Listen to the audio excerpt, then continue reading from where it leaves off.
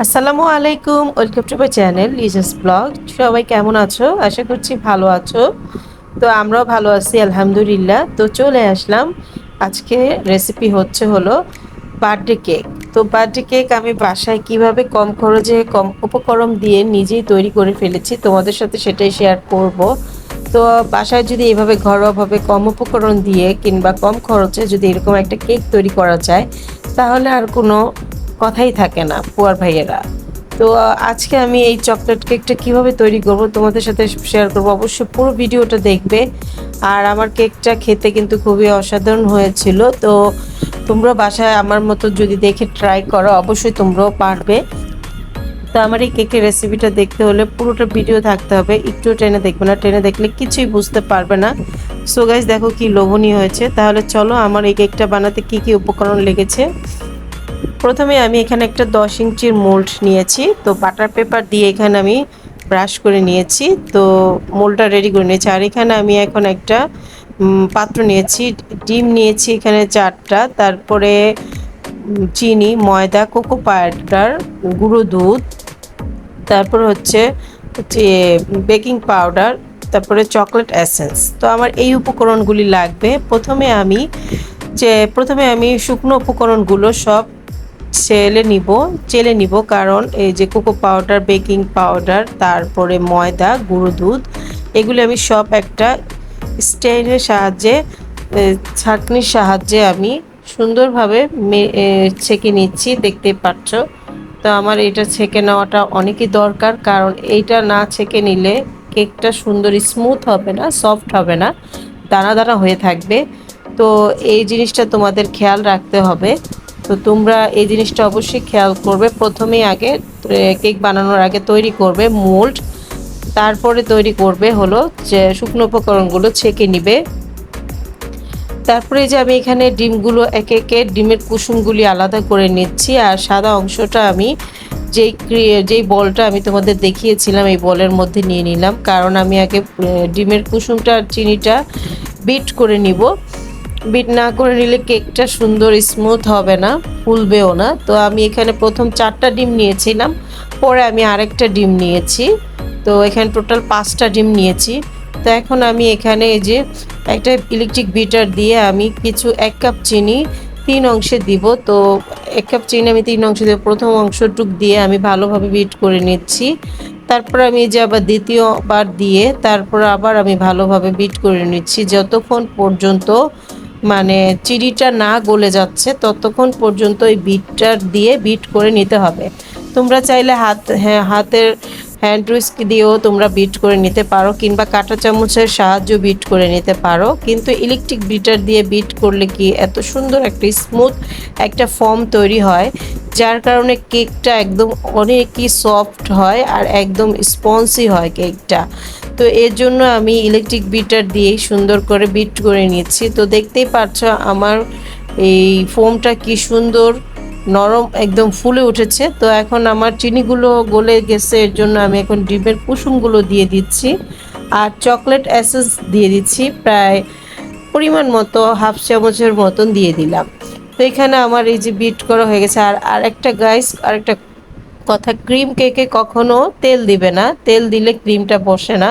তো আমি আজকের কেকটা বানাবো তেল ছাড়া, ক্রিমের কেক যেহেতু হবে, পেস্ট্রি কেক। তা আমি এর জন্য এখানে কোনো তেল দিব না। তো আমার এই যে বিট করা হয়ে গেছে, দেখতেই পাচ্ছ খামিরটা কি সুন্দর হয়েছে। তা আমি এই যে শুকনো উপকরণগুলো আমি এখানে চেলে রেখেছিলাম 3 ভাগে, আস্তে আস্তে করে আমি এই শুকনো উপকরণগুলো দিয়ে এই যে ডিমের ফমি ভাবটার সাথে সুন্দর করে নাড়াচাড়া করে নিচ্ছি, যেন সব উপকরণগুলো যেন যে ডিমের ফমি ভাবটার সাথে যেন লেগে যায় সুন্দর মতন।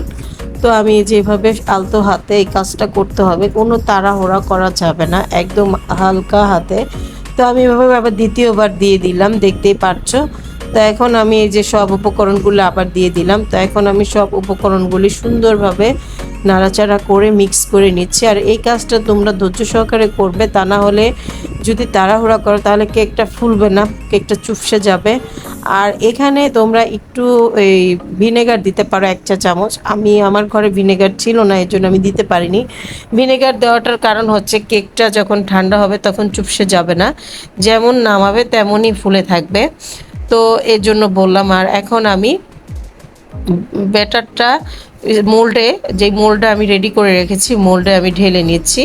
তো তোমরা ইচ্ছে করলে এটা চুলায় বানাতে পারো। চুলোর বানানোর পদ্ধতিটা আমি আম কেকের রেসিপিতে দিয়ে দেখিয়েছিলাম। তো আমি আজকে এটা ওভেনে বানাবো, যেহেতু বার্থডে কেক, মানে এটা ক্রিম কেক, পেস্ট্রি কেক হবে, এর জন্য আমি ওভেনে বানাবো এটা, যেন কোনো সাইড থেকে পুড়ে না যায় কিংবা নষ্ট না হয়, এই জিনিসটা আবার খেয়াল করতে হবে। তারপরে যে ঢালা শেষে তারপর 3টা ট্যাপ করে নিলাম, যেন ভিতরের বাবলসগুলো যেন বের হয়ে যায়। তা আমি এখানে ওভেনটা প্রায় গরম করে রেখেছিলাম 5 মিনিট আগেই। তো এখন আমি ওভেনে দিয়ে দিলাম, দেখতেই পাচ্ছ 180 সেলসিয়াসে প্রায় 40 মিনিটের জন্য আমি দিয়ে দিয়েছি। 180 সেলসিয়াসে প্রায় 40 মিনিটের জন্য আমি ওভেনে কেকটা দিয়ে দিলাম, কিংবা চুলায়ও তৈরি করলে তোমরা 40 মিনিটের জন্যই তোমাদের চুলায়ও তৈরি হয় কেকটা। তো আমি ওভেনেই দিয়ে দিলাম আজকে। তো এই যে দেখতে পারছো ও কেকটা কি সুন্দর ফুলে উঠেছে, আর অসাধারণ হয়েছিল কেকটা। সত্যি কথা গাইস, তোমরা এইভাবেই ঘরোয়া উপকরণ দিয়ে তোমরা বাসায় তৈরি করে নিতে পারো।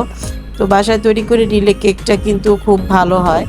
তো এই যে আমার কেকটা হয়ে গেছে। এখন আমি কিভাবে বুঝবো যে আমার কেকটা হয়েছে? আমি এখানে একটা ছুরির সাহায্যে ভিতরে একটু ঢুকিয়ে দেখলাম যে কেকটা হয়েছে কিনা। ছুরিটা একদম স্মুথ বের হয়েছে, কোনো কিছু লেগে নাই।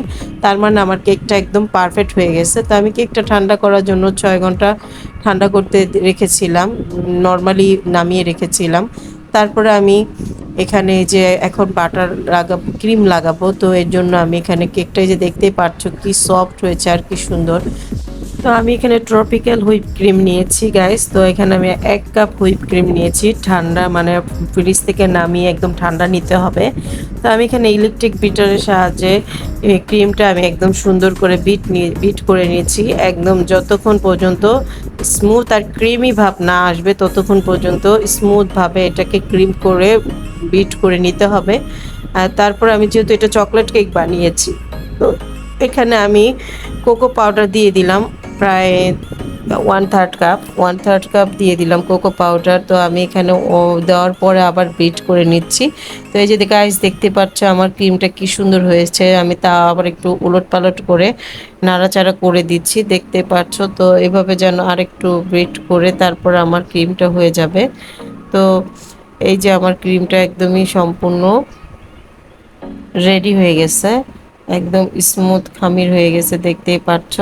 তো আমি আরেকটু বিট করে নিব এখন। আরেকটু বিট করার পরেই আমার একদম শেষ ফিনিশিং হয়ে যাবে। তো যেহেতু আমি উল্টিয়ে পাল্টিয়ে নিয়েছি, তো এই যে আমার বিট করা শেষ। এখন আমার ক্রিমটা পুরাই রেডি। তো এখন আমি এই যে একটা ছুরির সাহায্যে কেকটা সুন্দরভাবে কেটে নিচ্ছি, দেখতেই পাচ্ছ। মানে কেকটাকে 3টা লেয়ার করে কাটবো, 3টা পার্ট করে কেটে নিব, যেন কেকে ক্রিমগুলি লাগাতে খুবই সুন্দর মতন হয়। তো এইভাবে আস্তে আস্তে ছুরিটার সাহায্যে সুন্দরভাবে কেটে নিতে হবে। আর যেহেতু একটু উপর দিয়ে মানে নরম হয়ে গেছে ছুরিটা, তো সমস্যা নেই, উপরের পার্টটা আমি নিচের দিকে দিয়ে দিব। তো এর জন্য আস্তে আস্তে জিনিসটা খুব স্মুথভাবে কাজ করতে হবে। আর কেকটা এত অসাধারণ হয়েছিল তোমাদেরকে আমি বোঝাতে পারবো না, খুবই সফট হয়েছিল। তো এখন আমি এই যে প্রথম অংশটা আমি নিচের দিকে দিয়ে দিচ্ছি। নিচের দিকে যে, না, প্রথম অংশটা যেটা একটু পাতলা হয়েছে সেটা আমি নিচের দিকে দিয়েছি। আর এখানে আমি চিনির সিরাপ তৈরি করেছি, ঠান্ডা পানি দিয়ে চিনি সিরাপ তৈরি করেছি। এখন আমি ব্রাশের সাহায্যে পুরো কেকটাকে চিনির সিরাপটা দিয়ে দিব, যেন ক্রিমটা স্মুথভাবে লেগে যায় আর কেকটাও যেন আরও সফট থাকে, এর জন্য। তো এখন এই যে আমি আলতো হাতে সুন্দর করে চিনির সিরাপটা দেওয়ার পর আমি এখানে বিসমিল্লার নাম নিয়ে ক্রিমটা লাগানো শুরু করেছি। তো গাইস, ক্রিমটা আস্তে আস্তে লাগাতে হবে, কারণ এটা নিয়ে কোনো তাড়াহুড়া করা যাবে না। তো যে কোনো খাবারের কাজ কিংবা যে কোনো কাজই আস্তে ধীরে করলে কি দেখা যায় সুন্দর হয়, সেটা মানে কোনো মানে তাড়াহুড়া লাগে না, তারপর দেখা যায় নষ্ট হয় না। তো এটা কেক বানানোটা একটা ধৈর্যর কাজ, তো এই জন্য ধৈর্য সহকারে কাজটা করতে হবে। আর আমরা তো ডিজাইনার না, এত প্রফেশনাল ডিজাইন জানিও না। তো তোমাদের কাছে আশা করছি আজকে আমার কেকের ডিজাইনটা কিংবা কেকের রেসিপিটা ভালো লাগবে। আর অনেক কষ্ট করে একটা ভিডিও তৈরি করতে হয়, যারা ভিডিওর কাজ করে, যারা ইউটিউবিংয়ের কাজ করে কিংবা তারা জানে যে একটা ভিডিও তৈরি করতে কতটা কষ্ট হয়। তো প্লিজ তোমরা যদি আমাদেরকে সাপোর্ট না করো আর একটা লাইক একটা সাবস্ক্রাইব করে আমাদের পাশে যদি না থাকো, তাহলে দেখা যাবে আমার মানে ভিডিও করতে ইচ্ছা করে না। যে এত কষ্ট করে ভিডিও করি, দেখা যায় তেমন লাইক সাবস্ক্রাইব ভিউ হচ্ছে না, তো দেখা যায় মনটাই কেমন যেন চুপসে যায়। তো তোমাদের সাথে কথা বলতে বলতে আমার 2 পার্টের লেয়ারে ক্রিম দেওয়া হয়ে গেছে। তো আমি এখানে প্রথম পার্টের লেয়ারটা এই যে উপরের দিকে দিয়ে দিচ্ছি তো সুন্দর করে। তো এখানে ব্রাশ করে নিচ্ছি, আর ব্রাশ করে নিচ্ছি। এখন আমি উপরের পার্টটা আমি ক্রিম দিয়ে দিব, দেখতেই পাচ্ছ। তো এখন এই যে ক্রিমটা দেওয়ার পরে আমি সুন্দরভাবে মানে হালকাভাবে চারো সাইড থেকে লাগিয়ে নিয়েছি ক্রিমটা সুন্দর করে স্মুথভাবে, যেন চারোদিকে সুন্দর করে ক্রিমটা লাগিয়ে নেওয়ার পর তারপরে এটাকে সুন্দর করে ডেকোরেশন করা হবে। নিজের মন মতো, তোমরা যেভাবে পারো সেভাবে ইচ্ছে মতন এখানে করতে পারো। আর এখানে চকলেটের গানাশ দিয়েও তোমরা ডিজাইন করতে পারো। তা আমি এখানে খুবই সাধারণ সিম্পলভাবে তোমাদের সাথে এটা শেয়ার করলাম। কেকটা যেন যে কেউই আমার এই সিম্পলভাবে কেকটা তোমরা তৈরি করতে পারবে বাসায়। তো দেখা গেল যে অনেক সময় অনেকে আছে বাসায় ঘরোয়া খাবার পছন্দ করে, তো সেই আপুদের জন্য, সেই ফ্যামিলিদের জন্য আমি এইভাবে তৈরি করে দেখালাম।